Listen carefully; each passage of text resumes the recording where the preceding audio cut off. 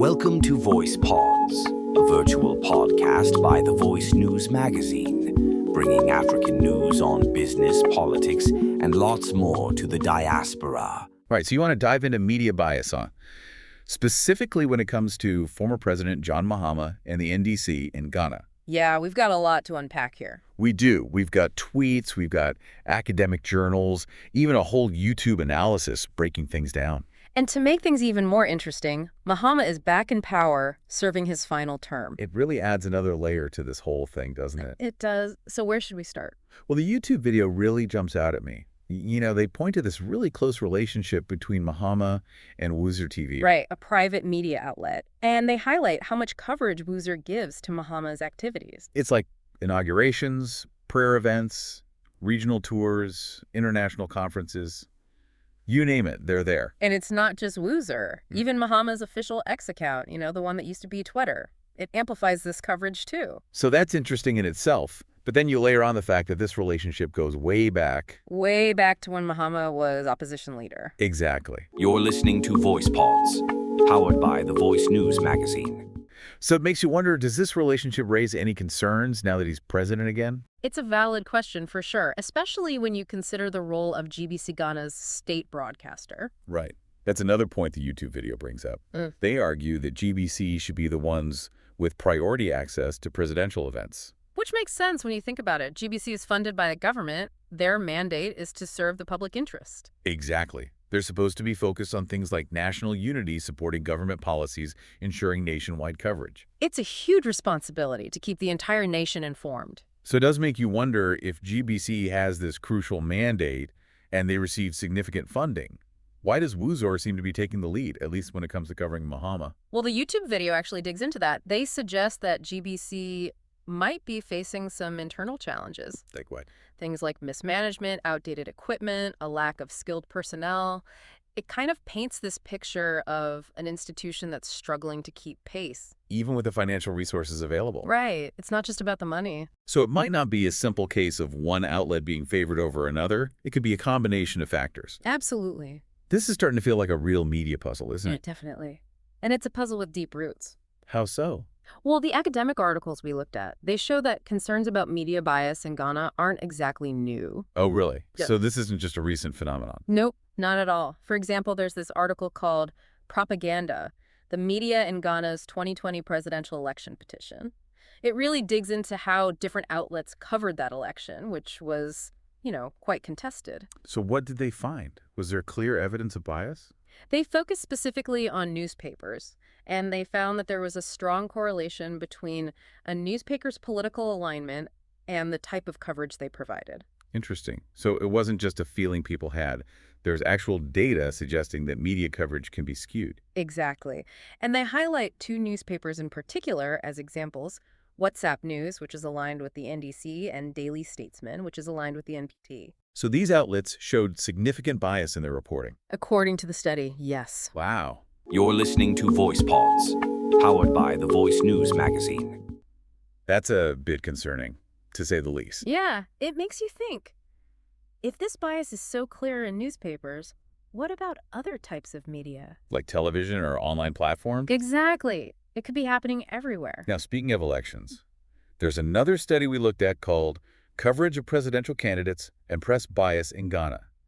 It analyzed the 2008 and 2012 elections, both of which featured Mahama and his opponent, Nana Akufo-Addo, from the NPP. Right. And that study found something really interesting. It did.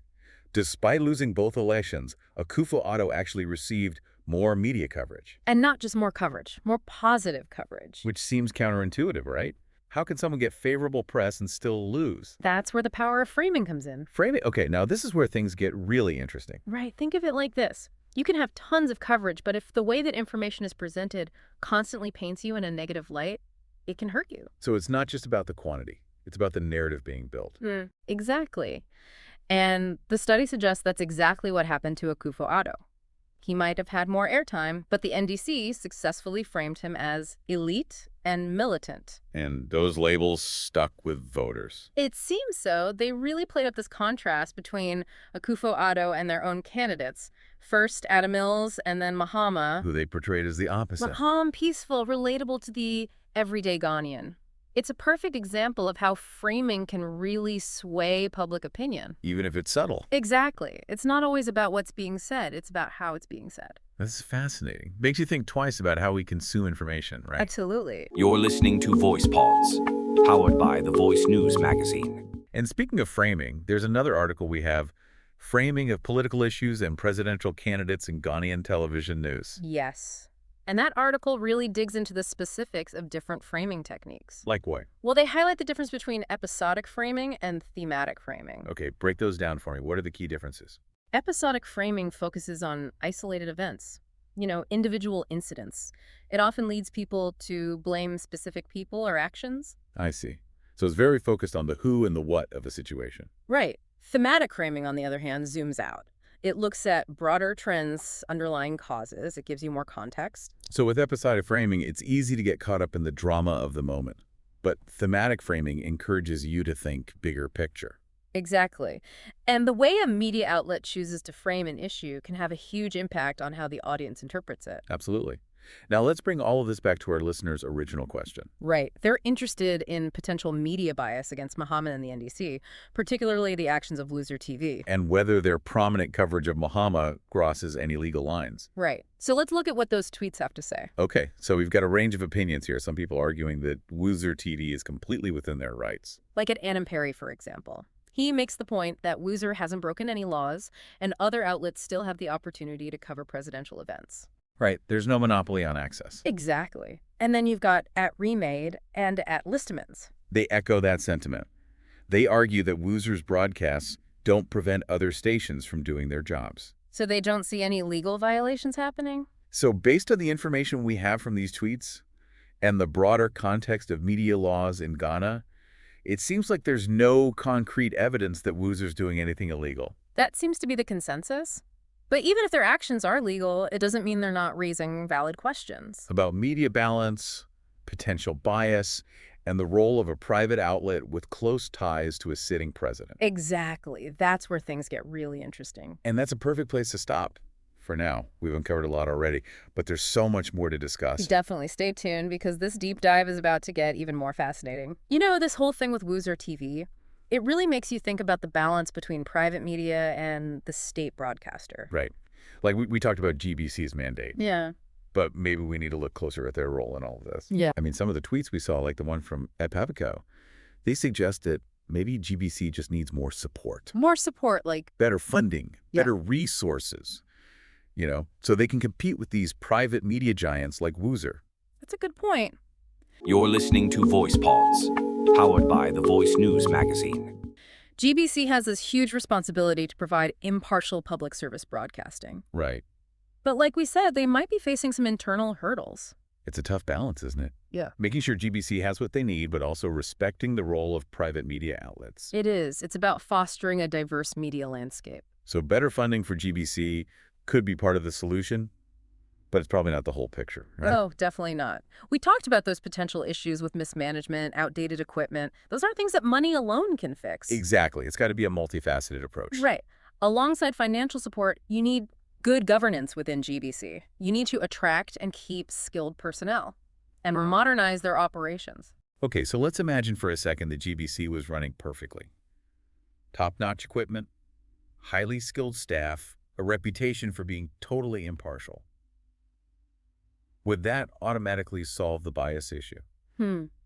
That's a really interesting question, and it gets to the heart of how complex this situation is. Right. Because even with a perfect GBC, you still have that pre-existing relationship between Muhammad and Woezor TV going way back. From when he was opposition leader. Exactly. And that kind of history, that rapport, it can definitely influence coverage, no matter who's doing the broadcasting. You're listening to Voice Pods, powered by the Voice News magazine. So even if GBC was amazing, Woezor TV might still get preferential access or coverage, just because of their relationship with the president. It's possible. And it brings us back to that big concern we talked about earlier, media ownership. Right. The fact that a lot of private media outlets in Ghana have political affiliation. It makes you question their ability to be impartial, especially when they're covering figures they're aligned with. It's tough. We want media freedom, a diversity of voices.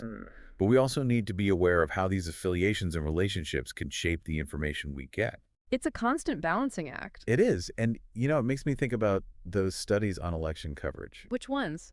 particularly the one that found Akufo-Addo got more favorable press but still lost. Yeah.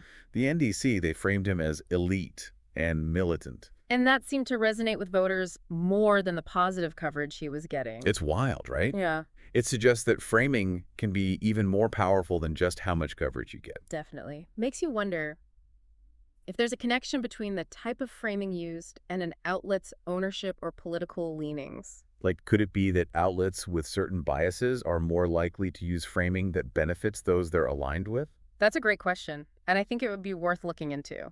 It's definitely plausible, whether it's Okay. intentional or not. Right. It could be a conscious decision or just a subtle unconscious bias. This is complicated. It's like media bias isn't a simple yes or no. It's this whole web of influences. Exactly. Ownership relationships, framing techniques, they all work together to create the narratives we see. And it's not just about what's being said, it's about how it's being said. Absolutely. And I think this deep dive has given us a good framework for analyzing those influences. And understanding how they might be shaping media coverage, especially for Mahama and the NDC, Right. It's about empowering people to be more discerning media consumers. to think critically about what they're seeing and hearing. Exactly. To look beyond the surface and consider those forces behind the headlines. Because even if an outlet isn't breaking any laws, like we talked about with Woezor TV, There could still be questions about their objectivity. they're framing their potential for bias. Right. Just because something's legal doesn't mean it's unbiased. Exactly. You're listening to Voice Pods, powered by the Voice News magazine. So we've been talking about these different layers of media bias, Mm. but we've mainly focused on presidential coverage. Yeah. What about other political figures and parties in Ghana? Do these dynamics play out differently? That's a great question. Do those biases change depending on who's in power or who's being covered? Are there even deeper systemic biases that go beyond individuals? It's a lot to think about. It is. And that's a perfect segue into the last part of our deep dive. Yeah, it makes you think about the bigger picture, doesn't it? It does. Like, we've been focusing on Mahama and the NDC, Right. but these dynamics of media bias, they probably go way beyond just one politician or one party. It's like those forces we talked about, media ownership relationships, framing techniques. They're all part of a larger system. Exactly. Yeah. So it makes you wonder, does a change in political leadership automatically shift how certain outlets cover things? Or are there these deeper biases that go beyond individual players? It's a really good question. And honestly, we don't have all the answers right now. Right. But what we can do is give our listener the tools to start analyzing media coverage themselves. That's a great point. Yeah. So let's bring it all back to our listener. Yeah. They want to understand media bias, especially against Mahama and the NDC. What are some key takeaways they can use? Okay, well, first I'd say think about the ownership of the outlets you're looking at.